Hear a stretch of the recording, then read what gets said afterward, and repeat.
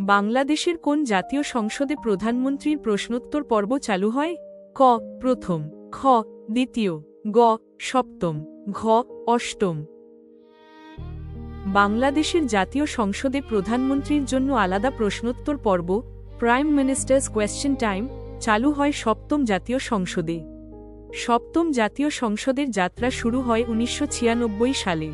সংসদীয় জবাবদিহি শক্তিশালী করার অংশ হিসেবে ১৯৯৭ সালে কার্যপ্রণালী বিধিতে সংশোধনের মাধ্যমে প্রতি বুধবার সংসদের বৈঠকের প্রথম ৩০ মিনিট প্রধানমন্ত্রীর প্রশ্নোত্তরের জন্য নির্ধারণ করা হয়। এই পর্বে সংসদ সদস্যরা প্রধানমন্ত্রীকে জাতীয় গুরুত্বপূর্ণ বিষয় ও সরকারের কার্যক্রম সম্পর্কে প্রশ্ন করার সুযোগ পান।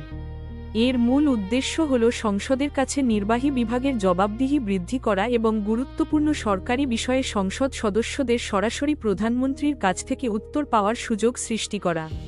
মনে রাখুন, সপ্তম সংসদ ১৯৯৬-২০০১-১৯৯৭ সালে প্রধানমন্ত্রীর প্রশ্নোত্তর পর্ব প্রাতিষ্ঠানিকভাবে চালু। বাংলাদেশের সংসদীয় ইতিহাসে প্রধানমন্ত্রীর প্রশ্নোত্তর পর্ব চালু হয় সপ্তম জাতীয় সংসদে। ১৯৯৬ সালে সরকার গঠনের পর এই পর্ব চালু হয়। তাই সঠিক উত্তর হল গ সপ্তম। ট্রাই বাংলাদেশের সংবিধান অনুযায়ী জাতীয় সংসদের মেয়াদ কত বছর? ক ৪ বছর, খ ৫ বছর, গ ৬ বছর, ঘ ৭ বছর। আনসার খ ৫ বছর। সুতরাং প্রধানমন্ত্রীর প্রশ্নোত্তর পর্ব চালু হয় সপ্তম জাতীয় সংসদে।